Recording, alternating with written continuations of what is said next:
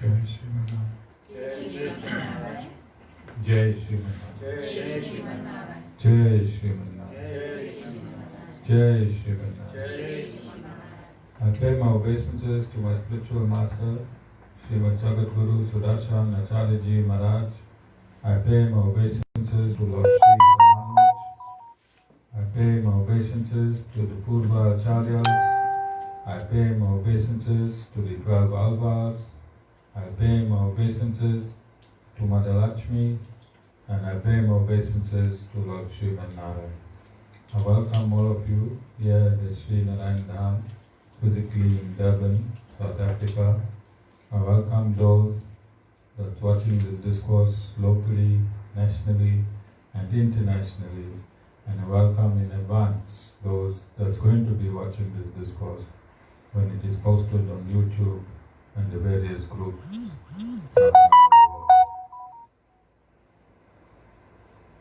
We are reaching the end of 2020. This year has been a difficult year for everyone from around the world. And when I say everyone, I mean the humankind. It was an extraordinary experience for myself to witness and experience the lockdown that took place around the world due to the COVID-19 pandemic. And whilst it was a hard year for humankind, I had a privilege which I thought I would never experience in this lifetime. I saw humans, including myself, locked like animals. And I saw animals in total freedom, roaming the streets, roaming the beaches, and having a beautiful life. And it made me understand that when man goes too far in his endeavours for greed and for dictatorship, then God has a plan. Because the Supreme Lord is absolute, and He has a way of balancing the ill effects of man when man becomes a danger both to himself and towards the other living entities. And I'm sure all of you would have experienced watching animals in the total freedom. This locking up of humans around the world was done by an invisible virus, so small that it cannot be seen by the human eye. Yet, every human took cover. Every human took cover. And whilst every human being was locked up, nature had a way cleansing itself. Pollution decreased, and all types of animalistic behavior of human decreased to a very, very great degree. So whilst it was hard on human 2020, it benefited the other living entities and our nature both directly and indirectly. Now, if one turns to the Vedas, then this virus, you would not be astounded in understanding the effects of this. It won't be a mystery.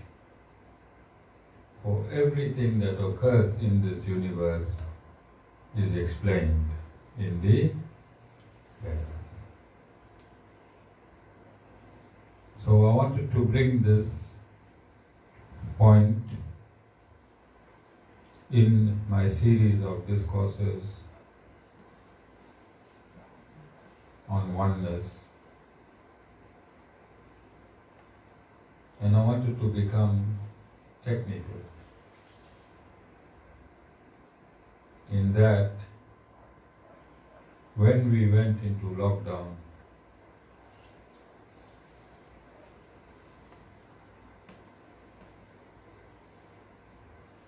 we forgot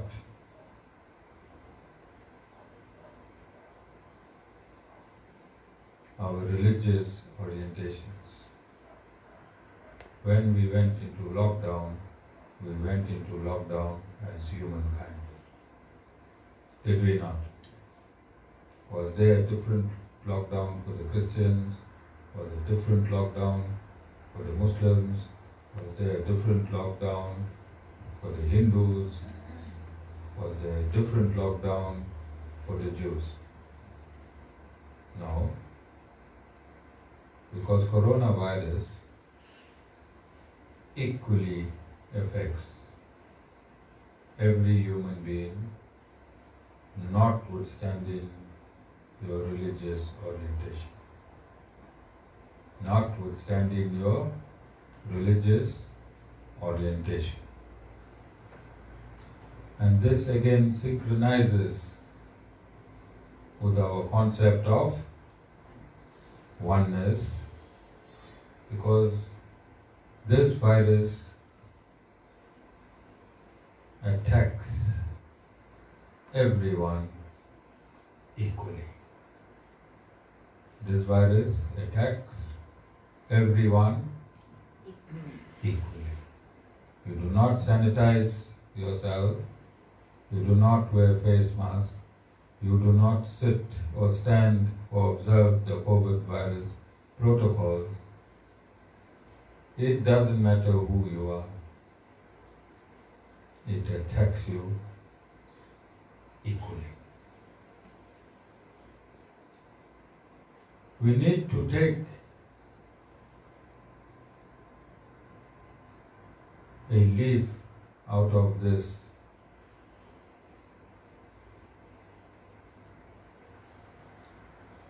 virus and its history. Within this period, it affected us. And we need to understand significantly, notwithstanding how big we are, this virus attacked the most powerful state president on this planet Earth, and a multi-billionaire. The state president or ex-state president is a multi-billionaire or trillionaire. This virus was not afraid to attack Mr. Donald Trump. He has the best defense system in the world, does he not? He has the best medical system in the world, does he not? He has the greatest scientist of the world, does he not? This small, invisible virus did not even spare the most protected man on this earth. Did not even spare the most protected man on earth.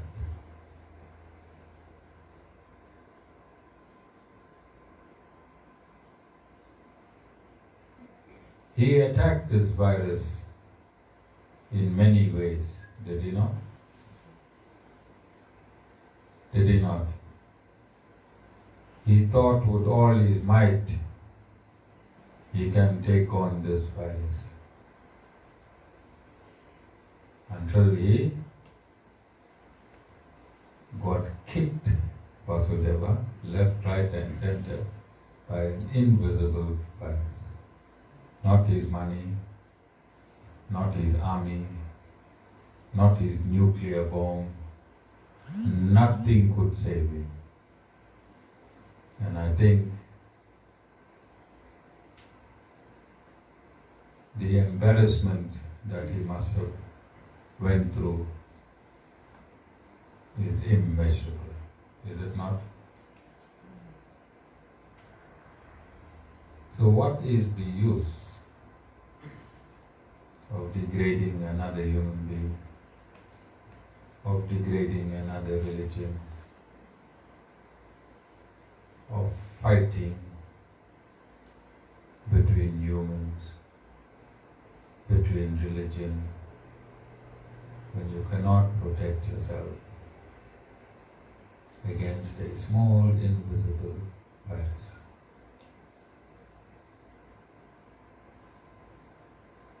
Where's the use of everything you have done in this world? Where's the use of all the greatest scientists, engineers, biologists, doctors, when an invisible microscopic virus can close down the world of mankind? Where is man's greatness?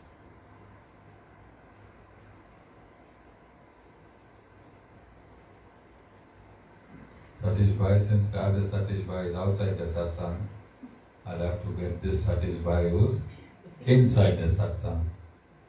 How great is man, Satish Bhai, compared to coronavirus? Nothing. Man is nothing. So we have to understand our limitations. We have to take cognizance of our limitations. Vasudeva, no matter how nicely you paint your van, you are still Vasudeva.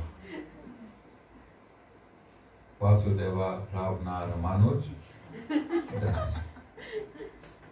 No matter how many stickers you put on your van, you will still be Ravana.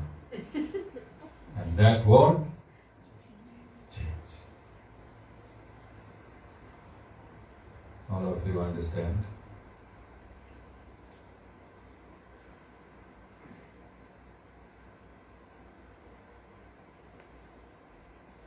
We have become the laughing stock of all other living entities, haven't we? Sita, how the mosquito must have laughed at us, how the ants must have laughed at us, how the cockroaches, Divashni, must have laughed at us.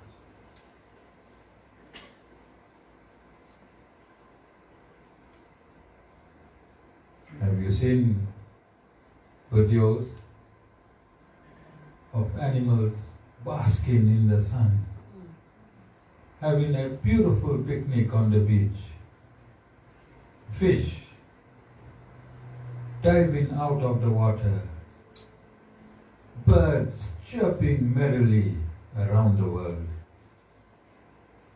Man in lockdown, I saw animals in their herds roaming the streets. How do you think they laughed at us? What a joke mankind became. Because all man has to do is press one button and this entire earth is annihilated through the nuclear bomb, isn't it? How great is that? That a great man that can press a button and kill all living entities on this planet Earth had to go into quarantine by an invisible virus.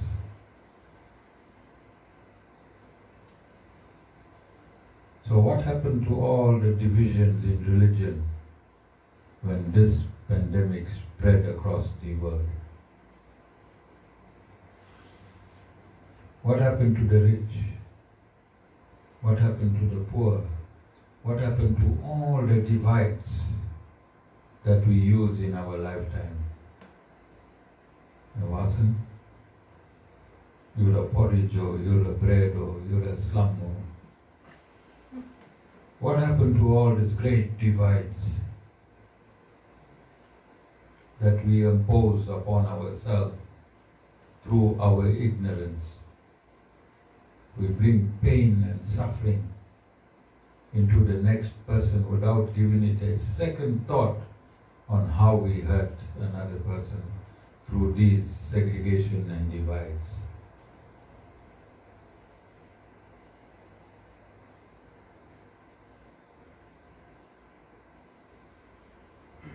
Would you say COVID-19 taught us the significance and the importance of oneness?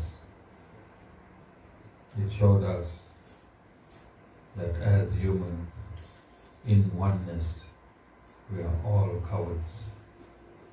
We locked ourselves and we hid. And some of us are still in hiding from an invisible virus. And I'm saying this with all respect. I'm also stating that do not misinterpret what I am saying. Please continue to observe all COVID-19 rules and regulations and protocols. Okay? I'm talking beyond that dimension, beyond that physical reality. I'm taking this physical reality into its spiritual dimension, and I'm talking from that platform. All of you understand? So 2020 was a miserable year for humans and for all the governments and all resources that humans need. If I told you last year, this time, that the world will be locked for 3 months, or 5 months, or 10 months, you would have thought that would be impossible. If we told you that the world would be locked for 5 months, economists will say that the entire planet Earth will be in financial ruin. Are we in financial ruin? No. Are we in any ruin? No. Are we stronger as humankind now? Yes. Have we learned not to depend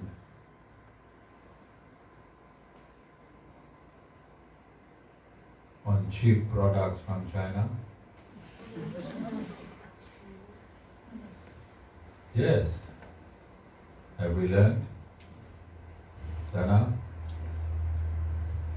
Have we learned? Yeah. So in this time, there was a lot of learning. Unfortunately, my devotees that were in charge of my pond, they happened to buy Chinese pump. Let's see how long it lasts. Not the Chinese pump. Oh, country of origin? Okay. They from last night to today, some change came over there. And COVID-19 really was positive. Okay. Are you understanding the direction of this discourse? Understanding it is one thing. You need to go out and practice. And there is no greater fear than the fear of death to bring you to your senses. Forget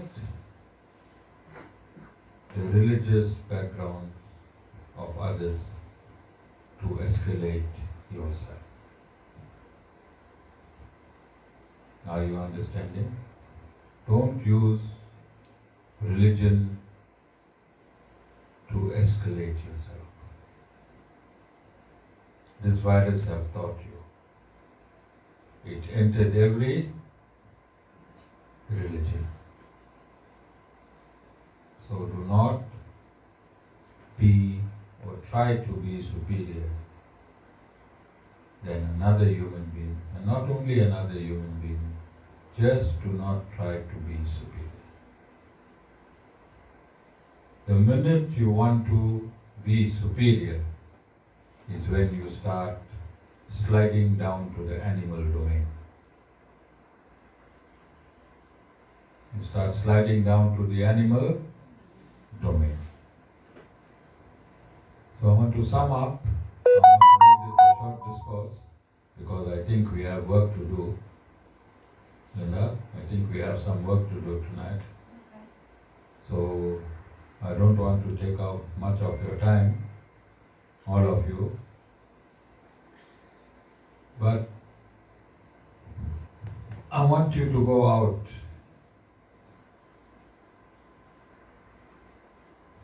and give respect to everyone.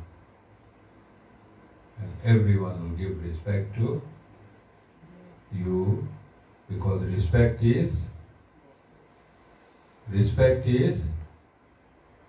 earned. Respect is earned. And the only way you can earn respect is by distributing respect.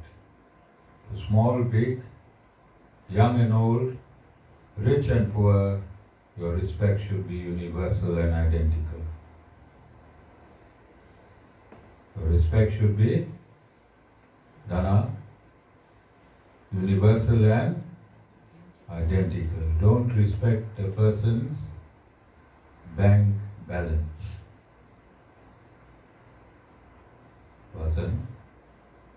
Don't respect a person's bank balance. Respect the person, him, the character and the personality of a person. All of you understand? We are going to feel very emotional on Sunday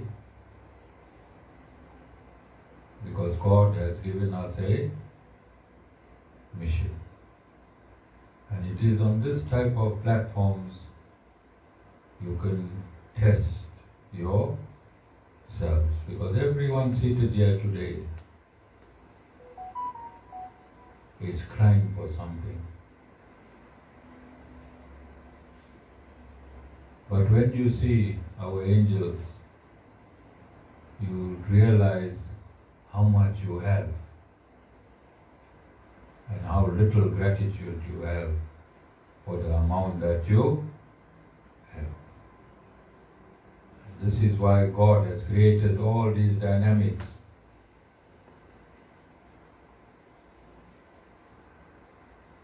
So use this human body, give gratitude to the give gratitude to God, give gratitude to your parents, give gratitude to your colleagues, give gratitude to whoever tries to uplift you in any manner whatsoever. And this continuance of gratitude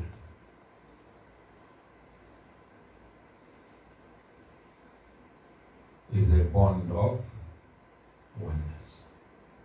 Is a bond of oneness. So I want to read a verse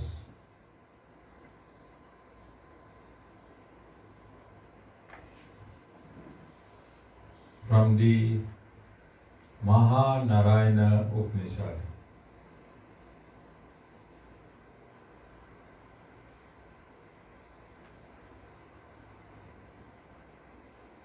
And I'm going to read it slowly, and I want you to understand it properly.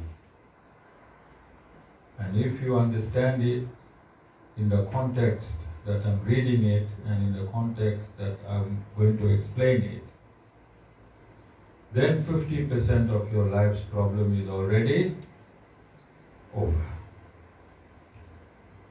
So in the Narayana Upanishad, section 13, verses 1 to 3, or 1-3, it means verses 1, 2, and 3.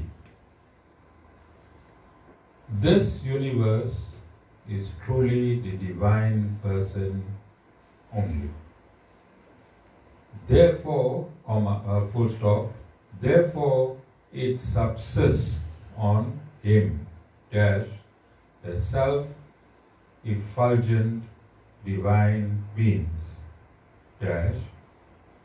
who has many heads and many eyes, who is the producer of joy for the universe, who exists in the form of the universe, who is the master and cause of humanity, whose forms are various gods,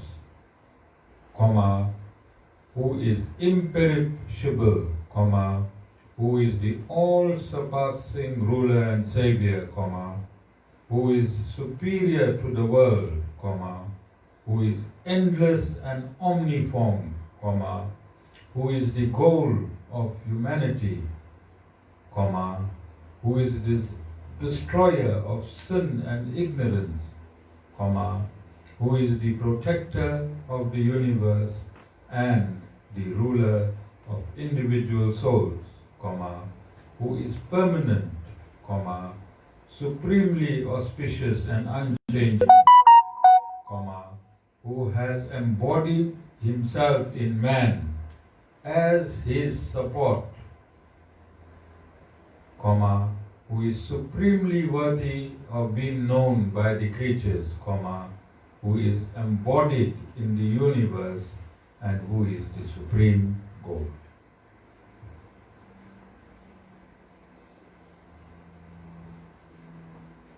So this verse is very simple.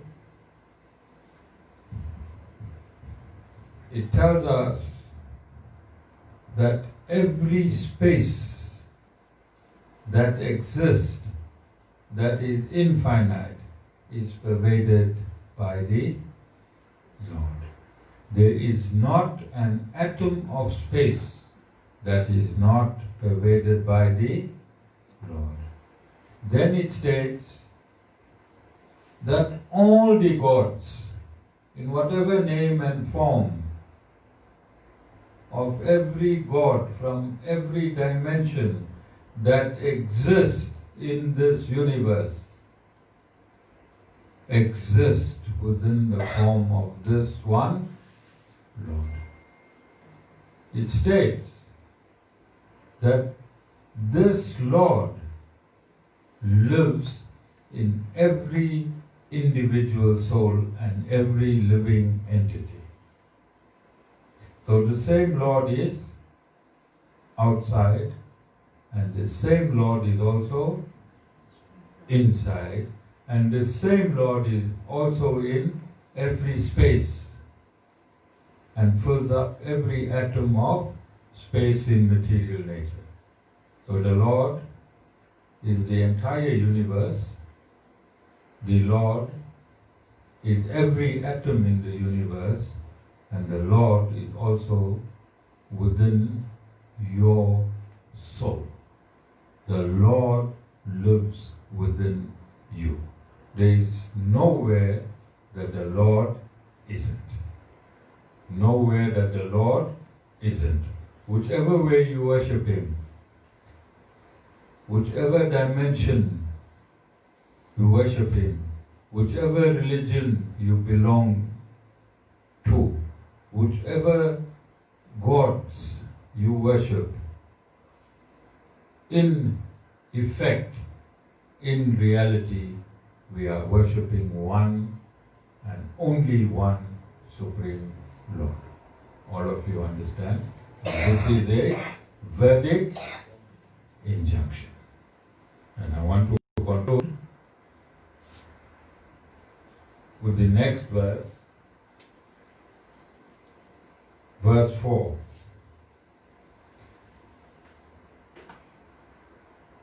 Narayana is the supreme reality designated as Brahman. Narayana is the highest self. Narayana is the supreme light. Narayana is the infinite self. Narayana is the most excellent meditator and meditation.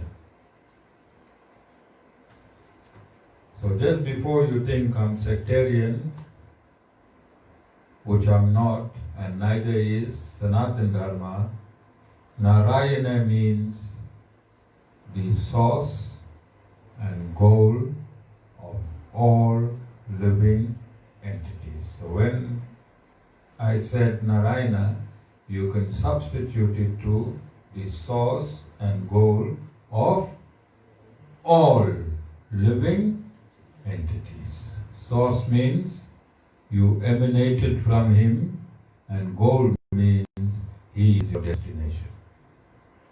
And shouldn't that be the definition of the Supreme Lord in its absolute sense? Are there any questions? Any questions? Jai Shriman Narayan.